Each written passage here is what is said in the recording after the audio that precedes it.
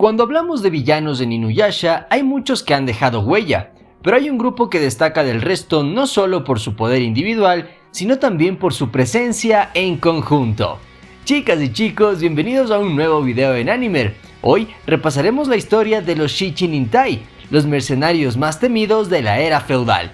Pero antes de empezar, recuerda suscribirte para saber cuándo tendremos más de Inuyasha aquí en el canal. Y ahora sí, sin más que decir, ¡comenzamos!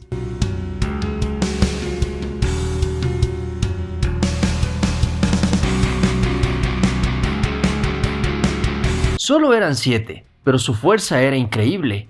Podían hacer el trabajo de 100 hombres y sus ataques eran innecesariamente salvajes. Aquellos que caían ante los 7 guerreros eran despedazados y quemados vivos. Solo personas con un verdadero gusto por la matanza podrían cometer semejantes atrocidades. Los Shichinintai, también conocidos como los 7 guerreros, fueron un grupo de mercenarios que dejaron su huella en la era Sengoku, y no precisamente por buenas razones. Su trabajo era simple, luchar por dinero. El problema era que disfrutaban demasiado el caos, al punto de que ya no importaba si había un contrato de por medio o no. Donde aparecían solo quedaba destrucción. No es que fueran soldados leales a algún señor feudal, ellos peleaban porque les gustaba y porque eran increíblemente buenos en eso. Pero, como era de esperarse, tarde o temprano su fama se volvió un problema. Los daimyo de la región, que normalmente estaban ocupados matándose entre ellos, decidieron hacer una pausa en sus guerras para encargarse de los 7 guerreros, pues ya no eran mercenarios útiles, sino una amenaza para todos. Así que en lugar de seguir pagándoles, se unieron para cazarlos. Los acorralaron en las montañas del norte y sin darles oportunidad de escapar, los ejecutaron uno por uno. Y para asegurarse de que no causaran más problemas, construyeron una tumba con la esperanza de que sus espíritus no regresaran, poniendo fin a su historia. O al menos eso pensaban, porque 15 años después, Naraku decidió que esos 7 guerreros podrían serle útiles. Acababa de salir muy herido contra Inuyasha y Sesshomaru y necesitaba ganar tiempo para recuperarse. Pero en lugar de usar demonios para distraerlos, se le ocurrió una mejor idea: revivir a los Shichinintai con fragmentos de la perla de Shikon. Y así fue como volvieron a la vida con la misma sed de sangre que antes, pero ahora con un poder mucho mayor. Pero ¿quiénes eran exactamente estos guerreros? ¿Qué los hacía tan letales y por qué se ganaron su reputación? Vamos a conocerlos uno por uno. Gyokotsu, el gigante insaciable. Entre los 7, Gyokotsu destacaba no solo por su tamaño colosal, sino por su brutalidad, pues mientras que sus compañeros disfrutaban la matanza por el placer de la batalla, él lo hacía porque quería devorar a sus víctimas. No había nada que le gustara más que aplastar a sus oponentes y comerse sus restos. Además, su ego era igual de grande, subestimando a la mayoría de sus enemigos antes de devorarlos con un hambre insaciable. Mukotsu, el veneno de la envidia. Si hay algo que distingue a este villano, además de su habilidad con el veneno, es su obsesión enfermiza con las mujeres, siempre en busca de una pareja, aunque su concepto del romance era retorcido y siniestro. Lo peor es que no soportaba el rechazo, y cada vez que una mujer se negaba a sus avances, lo tomaba como un ataque directo a su apariencia, convencido de que su fealdad era la única razón por la que lo despreciaban. Entonces, su inseguridad, combinada con su actitud demasiado agresiva, lo convertían en alguien difícil de tratar, consumido por la envidia de quien sí tenía éxito con las chicas. Jinkotsu, la máquina del caos. Entre los 7, Jinkotsu era sin duda el más letal en términos de destrucción masiva. No hablaba mucho y la mayor parte del tiempo solo gruñía, pero no hacía falta porque su lenguaje eran las explosiones y el terror. A diferencia de sus compañeros, que disfrutaban la violencia con un toque personal, Jinkotsu prefería reducir todo a escombros desde la distancia, y era el único guerrero que no desarrolló sus propias habilidades de combate, sino que todo se basaba en las mejoras artificiales de su cuerpo. Aún así, no era solo una máquina de matar sin emociones, pues sí tenía algún tipo de apego hacia sus hermanos mercenarios. Suikotsu, las garras de la ira. Si hay alguien difícil de entender dentro del grupo es Suikotsu, no porque sea el más sanguinario o el más despiadado, sino porque ni siquiera él sabe quién es realmente. Suikotsu tenía dos personalidades completamente opuestas, un amable doctor y un asesino despiadado. Cuando era el médico, era incapaz de hacer daño a nadie e incluso sufría de un miedo irracional a la sangre. Pero en el momento en que manchaba sus manos, su lado asesino despertaba, desatando su peor versión. El problema era que el doctor no recordaba nada de lo que hacía su contraparte, mientras que el asesino recordaba todo y lo odiaba. Esto lo hacía aún más inestable, ya que ninguno de los dos tenía control total de su propio cuerpo. Yakotsu, el filo de la lujuria. Este guerrero disfrutaba demasiado las peleas, pero no solo porque le gustaba la batalla en sí, sino porque amaba hacer sufrir a sus oponentes en una especie de fetiche. No le interesaba una victoria rápida, él prefería cortar, desgarrar y ver a su enemigo desangrarse lentamente con una personalidad excéntrica y desinhibida. Al menos era completamente honesto con lo que quería, una buena pelea con los hombres que le parecían atractivos. No tenía interés en luchar contra mujeres y cuando alguna se interponía en su camino, las despreciaba y evitaba pelear con ellas. También destacaba por no tener ambiciones ni codicia. No le interesaba el poder o la traición, simplemente disfrutaba pelear. Por eso, aunque su crueldad era indiscutible, no era manipulador ni conspirador. Renkotsu, la llama de la traición. Este guerrero era sin duda el más astuto y egoísta. No peleaba por placer ni por lealtad, peleaba por sí mismo y a diferencia de sus compañeros desconfiaba de todos mientras buscaba cualquier oportunidad para volverse más fuerte. No era un psicópata ni un guerrero imparable, pero sí era calculador, despiadado y estaba dispuesto a hacer lo que fuera necesario para sobrevivir, incluso si eso implicaba traicionar a sus propios compañeros. A pesar de eso, era respetado en el grupo y considerado el segundo al mando. Bankotsu, el poder del orgullo. Por último tenemos a Bankotsu, el líder absoluto de los 7 guerreros, el más fuerte, el único capaz de mantener a su grupo unido considerándolos una familia. Él sabía que la vida era un ciclo de batallas y que al final todos serían olvidados, pero eso no le importaba porque vivía para pelear y no iba a dejar que nadie lo controlara. Bankotsu disfrutaba el combate, pero no era un asesino sin propósito. Para él, la guerra era un juego en el que solo los más fuertes sobrevivían. Esto lo hacía alguien muy pragmático que sabía cuándo retirarse y cuándo atacar. Eso sí, aunque era relajado y hasta bromista, en batalla no mostraba piedad. Y eso que a diferencia de otros guerreros, Bankotsu no tenía resentimientos personales, no luchaba por venganza ni por odio, sino porque era lo único que realmente disfrutaba.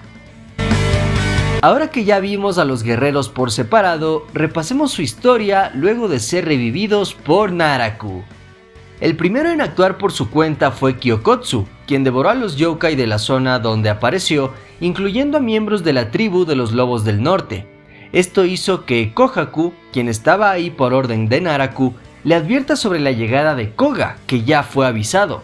Pero en lugar de hacerle mucho caso, trató de quitarle su fragmento de Shikon, a lo que el cazador le cortó la mano.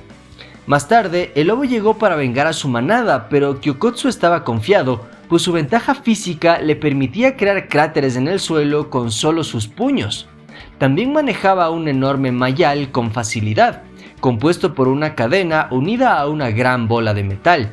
Esto le permitía atacar desde la distancia y mantener a raya a sus oponentes. De hecho, tenía tanta fuerza que podía derribar y devorar a varios yokai sin mucho esfuerzo, aunque nunca quedó claro cuántos podía enfrentar al mismo tiempo. Volviendo a la pelea, Koga lograba esquivar el mayal y romperlo, incluso le giró el cuello por completo, pero Kyokotsu demostró que también tenía gran resistencia y contorsionar su cuerpo era otra de sus habilidades. Con esta sorpresa, atrapó a Koga y estaba por devorarlo entero, pero el lobo era demasiado para él, y con un ataque preciso le arrancó el fragmento de la frente, dejándolo solo en huesos. El segundo guerrero en aparecer fue Yakotsu, tras acabar con un ejército que llegó para matarlo, pues en la zona ya se corría el rumor de que los espíritus de los 7 guerreros volvieron por venganza. Esta vez Kohaku le cuenta que Gyokotsu murió, pero en lugar de afectarlo, simplemente le hizo gracia, pues comentó que era el más débil del grupo. Tras esto, Kohaku vigilaba que todo vaya según el plan de Naraku, pero es sorprendido por Sango y Kirara, quienes se dieron cuenta de su presencia. Aquí entra en acción Mukotsu, quien interrumpió su encuentro, pues se había cansado de esperar al grupo de Inuyasha, y rápidamente hizo que Sango se marchara. Pero el cazador lo criticó por su imprudencia, recordándole que los Saimyosho de Naraku estaban observándolo y que no debía tomar ese tipo de decisiones sin autorización. Mientras tanto, Gyakotsu fue atacado por otro escuadrón, pero ni siquiera sus armas de fuego lo sorprendieron, y la masacre fue tan sanguinaria que con su olor atrajo a todo el grupo de Inuyasha. Gyakotsu se emocionó al ver al Hanyo, mostrando una clara obsesión por él, y asegurando que quería quedarse con sus adorables orejas. A pesar del cumplido, la batalla fue difícil, porque Gyakotsu le ponía presión al Hanyo con su Gyakotsuto, una hoja dividida en 50 segmentos conectados por cadenas que se movían como una serpiente. Además tenía gran velocidad, reflejos impresionantes y gran destreza física que usaba para atacar desde ángulos imposibles. Sin embargo, no hubo un ganador, pues Mukotsu lo separa cubriendo el valle con su veneno corrosivo, capaz de derretir carne, madera y en algunos casos afectar a ciertos demonios, obligando a que Gyakotsu también se retire temporalmente. Esto lo molestó bastante y tiene una breve discusión con Mukotsu, pero todo se calma cuando acuerdan que él irá tras Inuyasha mientras Mukotsu va por el resto del grupo. Aquí primero sorprendió a Ome con su veneno paralizante, dejándola inmóvil pero consciente de su entorno. Luego atacó a Shippo con su veneno irritante para yokais que guardaba en sus propios pulmones. Realmente era impresionante su conocimiento sobre tantas pociones y la resistencia de su cuerpo a todas ellas, volviéndolo a demostrar más adelante cuando Sango y Miroku trataron de salvar a Ome. Ambos recibieron el veneno de contacto de Mukotsu, diseñado para ser absorbido por piel y ojos, especialmente útil contra oponentes que usaban máscaras de gas. Esto los dejó muy graves y ni siquiera Aome iba a escapar, pues Mukotsu decidió matarla después de que ella se negara a ser su esposa. Pero en último momento, Sesshomaru apareció para atacarlos sin dudar, pues quería preguntarles si tenían información de Naraku, y aunque el mercenario trató de huir dándole una dosis reforzada de veneno anti-yokai, el príncipe de los demonios lo terminó matando con un solo corte de la Tokijin. Gyakotsu llegó justo a tiempo para ver esto, pues a pesar de que sí alcanzó a Inuyasha para retomar su pelea, el Hanyo lo abandonó cuando Shippo le contó del ataque de Mukotsu. Tampoco quiso enfrentarse a Sesshomaru, pues sabía que no tendría oportunidad contra ambos hermanos, así que solo se retiró para encontrarse con Renkotsu, el estratega de los Shichinintai, que tras su resurrección se infiltró en un templo budista, quemó a los monjes y se hizo pasar por uno de ellos, ocultando su olor a cadáver con las túnicas quemadas. En el templo, Gyakotsu expresó su desconfianza hacia Naraku, pues solo Bankotsu lo conocía en persona, y la falta de información incomodaba al resto de guerreros. También mencionó su deseo de volver a pelear con Inuyasha, pero Renkotsu le ordenó que mejor vaya tras Koga para robarle sus fragmentos. Aunque tampoco tuvo mucho éxito, pues el lobo también lo dejó de lado por ir a ver a Ome. Hablando del grupo de Inuyasha, casi todos seguían en estado grave por el efecto del veneno de Mukotsu mientras buscaban un lugar para recuperarse, pero justo en ese momento, Jinkotsu haría su gran entrada destruyendo todo el bosque hasta acorralarlos en una cueva, donde el Hanyo decide dejar a los demás mientras iba a buscar al enemigo. Sin embargo, todo era una trampa porque Jinkotsu solo lo estaba distrayendo y tras lastimar a Kirara estuvo a punto de acabar con los demás. Por suerte, Inuyasha lo evitó a tiempo, empezando otra pelea. Jinkotsu no tenía un cuerpo humano tradicional, pues cada parte de su anatomía había sido modificada para la batalla, con un blindaje metálico que le permitía resistir ataques que habrían destruido a cualquier otro. Ofensivamente, disparaba proyectiles de alto impacto que podían devastar un área en segundos, y también tenía sierras en su espalda que lanzaba con cables de acero para cortar a sus enemigos, un brazo mecánico con garra y un lanzallamas para incendiar todo a su paso. En este punto, el grupo deja atrás al Hanyo para buscar un lugar seguro y dejarle pelear con menos preocupación. El problema es que Shippo y Kirara terminan llegando al templo de Renkotsu, donde él los acogió con mucha amabilidad, ganándose su confianza. Incluso engañó a Inuyasha, quien los alcanzó en el templo, luego de dejar atrapado a Jinkotsu. Pero, gracias a que Renkotsu quemó la ropa de los monjes de ahí, su olor a cadáver no pudo ser detectado. Aquí el objetivo del guerrero era obtener información sobre Naraku a través de ellos, pero eso se interrumpió cuando Jinkotsu atacó el templo, así que, aprovechando el caos, incendió todo el lugar con el grupo adentro y les robó los fragmentos de Shikon antes de unirse a Jinkotsu, formando una red de fuego hecha de cables como una trampa en llamas que impedía el escape. De todas formas, Inuyasha consiguió liberarse y terminó con Jinkotsu usando sus propias sierras contra él, y también el viento cortante, pero debido a las llamas decidió ignorar a Renkotsu y enfocarse en salvar a sus amigos. Obviamente, el guerrero consideró que era más estratégico abandonar la batalla con los fragmentos antes de volver a pelear. Entonces, mejor se dedicó a reconstruir a Jinkotsu como un tanque de guerra para su próxima misión, que era ir con Yakotsu a buscar a su otro compañero. Me refiero a Suikotsu, que tras revivir con su personalidad buena, llegó a una aldea cercana al Monte de las Ánimas, donde comenzaría a ganarse la confianza de los demás por su ayuda con la medicina y cuidando huérfanos. Aquí se encontró con Kikyo, quien notó sin problema que él también era un cadáver reanimado gracias a su fragmento de la perla. Sin embargo, le sorprendió que no estuviera corrompido. De todas formas, Suikotsu tenía pesadillas y crisis al ver sangre, lo que revelaba que su lado asesino aún estaba dentro de él, aunque todavía no lo controlaba.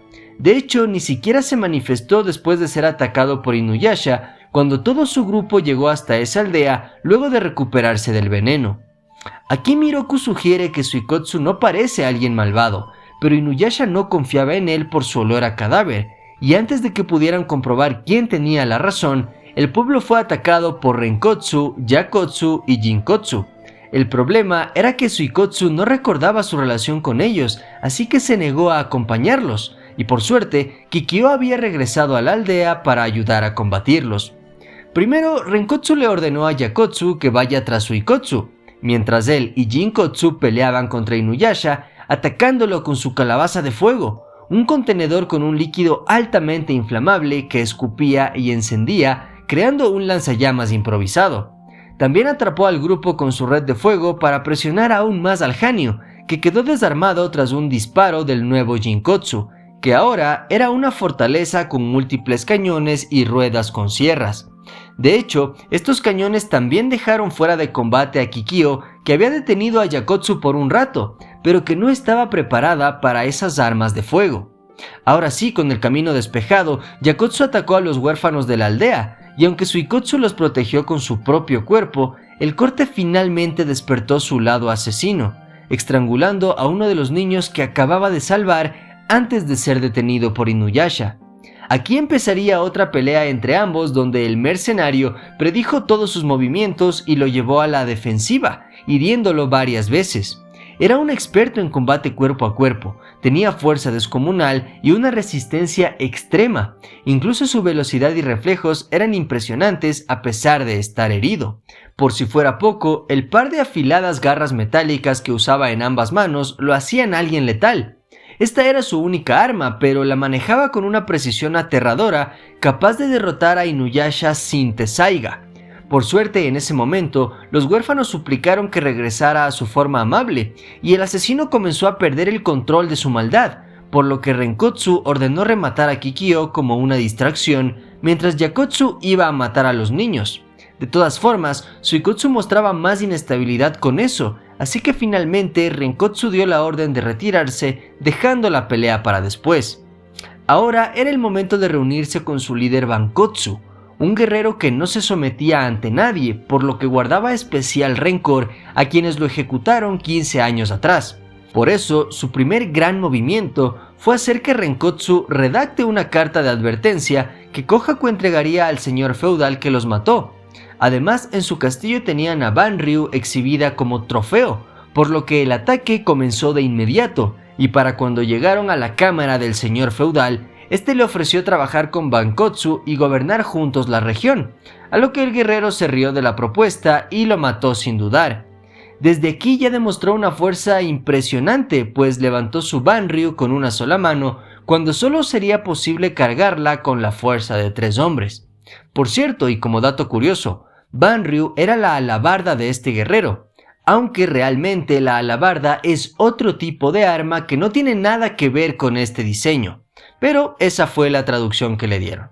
Luego de la masacre, Renkotsu aprovechó el descanso para tratar de sacarle algo de información sobre Naraku a Bankotsu, pero él no reveló nada y fueron interrumpidos por Koga, quien los encontró por el olor a sangre. Aquí la batalla comenzó, pero el lobo estaba acorralado por los ataques combinados de los guerreros, y cuando Bankotsu iba a darle un golpe directo, el grupo de Inuyasha intervino para hacer la pelea más pareja. De esta forma, Kirara distraería a Jinkotsu, Sango pelearía contra un decepcionado Yakotsu que quería evitar a las mujeres, Suikotsu fue tras Miroku, y Koga peleaba contra Renkotsu. Pero la batalla más intensa sería la de Bankotsu e Inuyasha, que con sus respectivas armas hacían temblar todo el lugar. De repente, los Saimyosho llegaron para ordenarles retirarse, y aunque primero Bankotsu no quiso obedecer esa orden, el viento cortante de Inuyasha casi acaba con él, por lo que aceptó posponer la batalla hasta estar mejor preparados, y escaparon mientras una marioneta de Naraku distraía al grupo. Así los guerreros se adentraron en el monte Hakurei, donde Kohaku y Kana los encontraron para advertirles de Sesshomaru, quien también había entrado sin mayor problema. Además, Kana le sugirió a Bankotsu que Banryu debía ser fortalecida si quería tener oportunidad contra Colmillo de Acero. Esto, sumado a un comentario anterior de Aome, hicieron que Bankotsu descubriera que Renkotsu escondía los fragmentos de Shikon que les robó, así que amenazándolo le ordenó que se los entregara. El ambiente se puso bastante tenso, pero no pasó de una advertencia, aunque el líder dejó claro que no toleraría otra falta de honestidad. Tras esto, ahora sí llegaba el momento de dividirse. Como la marioneta de Naraku guió al grupo de Inuyasha hacia la isla Hijiri, Bankotsu viajó hasta allí para enfrentar al Hanyo con ventaja, pues la isla también era sagrada, debilitando a Tessaiga, y aunque su naturaleza maligna también hacía que la barrera afecte a Bankotsu, no lo debilitaba tanto. Por suerte, Inuyasha logró resistir lo suficiente hasta que Miroku rompió la barrera sagrada que limitaba el poder de Tessaiga, por lo que ahora ya podían continuar la pelea en las mismas condiciones. Solo que esta vez Bankotsu atacó con el Ryuraisen, que invocaba tormentas eléctricas y lanzaba rayos. Además, logró repeler el viento cortante con su propia versión de la técnica, llamada Banryusen. Toda esta combinación de ataques potenciados dejaron al grupo inconsciente y a Inuyasha con un brazo prácticamente destruido. Sin embargo, la ira por ver a Aome herida hizo que el Hanyo se recuperara, llevando a Bankotsu al límite. Por suerte para el villano, el Vajra del Santo Hakushin interceptó el ataque de Inuyasha a último momento, pero Aome disparaba una flecha sagrada directo al brazo de Bankotsu que lo purificó hasta dejarlo en huesos. Así que ahora el guerrero volvía a estar en desventaja, por lo que al final fue transportado contra su voluntad hacia el templo sagrado donde se encontraba la momia del Santo Hakushin. Así se podría recuperar antes de un nuevo encuentro. Mientras tanto, Jinkotsu y Renkotsu emboscaron al grupo de Koga. Aquí, el tanque agotó todo su arsenal contra el lobo, pero no fue suficiente. Koga logró derribarlos a ambos y tenía a Renkotsu listo para el golpe final, por lo que su compañero se autodestruyó como último recurso para salvarlo en una explosión tan grande que llegó hasta el olfato de Inuyasha. De esta forma, Koga quedó gravemente herido, pero Renkotsu tampoco tenía fuerzas suficientes para acabar con él, por lo que se marchó con el fragmento que era de su hermano, y ahora sí, completamente convencido de traicionar a Bankotsu más adelante. Ya que hablamos de él, luego de recuperar su brazo, decidió volver al Monte de las Ánimas para sepultar a Kyukotsu y Mukotsu, y más tarde se encontraría con Kikyo en el camino, pero decidió no atacarla, pues Naraku no le había dado esa orden, y tampoco tenía nada en su contra, así que solo sigue su camino, recordándole que ninguno de los dos le tenía miedo al más allá, pues ya estaban muertos, y debían disfrutar el tiempo que les quedaba. Por su parte, Suikotsu y Yakotsu intentaron emboscar al grupo de Sesshomaru, pero se separaron y Suikotsu terminó persiguiendo a Yakin y Rin. Aunque en medio de la persecución, la pequeña cayó al río junto con Suikotsu. Mientras tanto, Yakotsu sí se enfrentó a Sesshomaru directamente e incluso logró desarmarlo, pero en realidad el Daijoukai no estaba enfocado en la batalla, pues solo quería rescatar a Rin, así que lo ignoró para seguir el rastro de la pequeña, que para ese momento estaba en brazos del Suikotsu bueno, quien la llevaba hacia la aldea donde antes cuidaba de los huérfanos. Supuestamente lo hacía para ponerla a salvo, sin embargo, su verdadero plan era comprobar si el Monte de las Ánimas seguía interfiriendo con su personalidad maligna o no. De hecho, pudo asesinar sin problemas a unos aldeanos que trataron de expulsarlo, pero cuando era el turno de los niños, no pudo hacerlo, y el recuerdo de Kikyo invadió su mente, dejándolo muy frustrado. Así que solo se llevaron a Rin dentro del Monte de las Ánimas junto con Yakotsu, que ya los había alcanzado. La idea era atraer a Sesshomaru lo más dentro posible del monte para que su barrera lo debilitara y ahí atacarlo. La verdad es que los movimientos del Daijoukai sí se vieron un poco más lentos de lo normal, pero no lo suficiente como para ponerlo en problemas.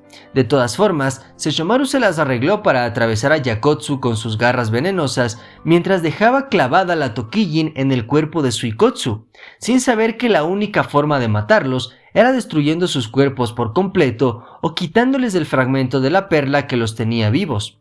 Por esta razón, ninguno de los dos murió, y Suikotsu estuvo a punto de matar a Rin, de no ser porque Kikyo le disparó una flecha en la garganta, haciendo que su personalidad buena reaparezca.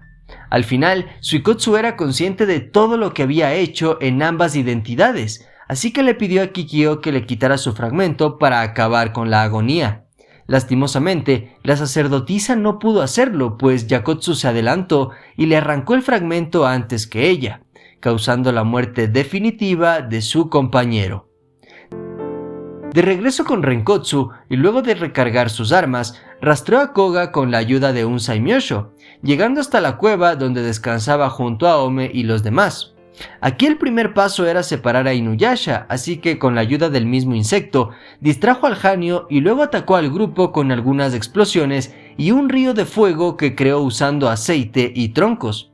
Habían llamas por todos lados, así que Inuyasha regresó para proteger a Ome con su traje, y de paso enfrentar a Renkotsu junto a Kirara. Sin embargo, el villano presentó un cañón de mano con balas que el Hanyo no podía contener, y además una metralleta Gatling para rondas más rápidas de destrucción. Esto dejó fuera de combate a Inuyasha por un momento, pero se recuperó a tiempo y logró evitar la última explosión de Renkotsu, obligando a que el villano escape. Ya sin los fragmentos de Koga a su alcance, pero todavía llevando el de Jinkotsu, el estratega de los Shichinintai se encontró con su líder, quien sorprendentemente mostró alivio al verlo vivo, algo que lo hizo dudar sobre si realmente quería traicionarlo o no. Pero, al enterarse de la muerte de Suikotsu, supo que su líder solo lo mantenía con vida porque aún le era útil, ya que solo quedaban 3 de los 7 guerreros. Además, la única persona de su confianza era Yakotsu y no él.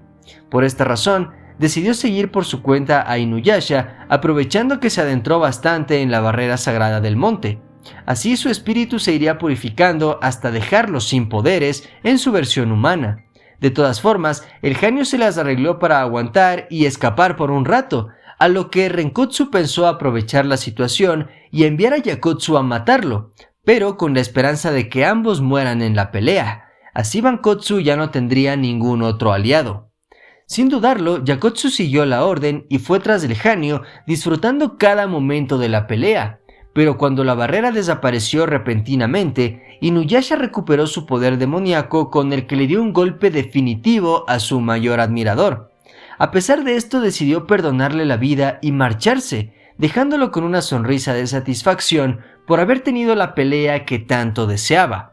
Tristemente, Renkotsu llegó poco después para robarle su fragmento de la perla en lugar de ayudarlo, pero ni siquiera esto pudo amargar a Yakotsu antes de morir, que simplemente aceptaba las disculpas de Renkotsu y también su propio destino. Ya con 3 fragmentos en su poder, Renkotsu pensó que estaría listo para traicionar a Bankotsu sin imaginar que él ya lo estaba esperando cuando llegó, revelándole que siempre supo sobre su traición. Renkotsu intentó justificarse acusando a Bankotsu de ser un hipócrita, pues él también se había quedado con los fragmentos de los otros guerreros, pero Bankotsu le dejó claro que la diferencia entre ellos era que él no había traicionado a sus amigos, pues sus fragmentos le llegaron después de que murieran. Además, su nivel estaba muy por encima de Renkotsu, incluso sin Banryu, por lo que terminó ejecutándolo sin piedad antes de partir hacia su última batalla. Ahora, con el poder de 7 fragmentos y ya sin ninguna barrera sagrada en el monte, Bankotsu desafió a Inuyasha en una batalla final para vengar a sus compañeros. Ambos pelearon con todo, intercambiando ataques devastadores, con técnicas nuevas como el Kanetsu Blast, que es una ola de calor similar al viento cortante, o el Banryu Flash, una onda de energía roja que supera la técnica del Hanyo. Pero lo que Bankotsu no vio venir fue que Inuyasha se enfocaría en sacar uno por uno los fragmentos de su cuerpo para primero debilitarlo, mientras trataba de advertirle que Naraku solo los estaba usando, a lo que Bankotsu le respondió que eso no le importaba, pues él solo buscaba poder, considerando incluso ir tras Naraku después de esa pelea, que llegó a su clímax cuando el líder de los Shichinintai cumplió el pacto de acabar con 2000 vidas a cambio de volver a Banryu un arma demoníaca, mejorando sus capacidades drásticamente y permitiéndole concentrar el odio en una esfera de energía pura conocida como la Gojo Tama, la técnica más fuerte de Bankotsu. La desventaja era que al ser energía demoníaca, Inuyasha usó esto a su favor para lanzar el Bakuryuha, rompiendo a Banryu y acabando definitivamente el combate. Antes de morir, Bankotsu se rió al reconocer que después de todo Inuyasha tenía razón, y debió aceptar los límites de su propia fuerza, pues ya era un guerrero increíble sin necesidad de la perla de Shikon, pero este deseo por la batalla lo había corrompido demasiado. De esta forma, su cuerpo colapsó junto al monte Hakurei cuando Naraku completó su transformación, y ya nunca más se volvería a saber nada de los Shichinintai, que más que un simple grupo de mercenarios, cada uno tenía su propia personalidad, motivaciones y habilidades que los convirtieron en los villanos principales de la que para mí es la mejor saga de esta historia. Ahora te pregunto yo a ti, ¿de qué personaje debería ser nuestro próximo video? Sea cual sea tu respuesta, déjala en los comentarios. Y si quieres apoyar al canal, danos un me gusta o comparte este video para llegar a más gente. Y como siempre, muchas gracias por quedarte hasta el final. Ten un excelente día, tarde o noche y hasta el próximo video.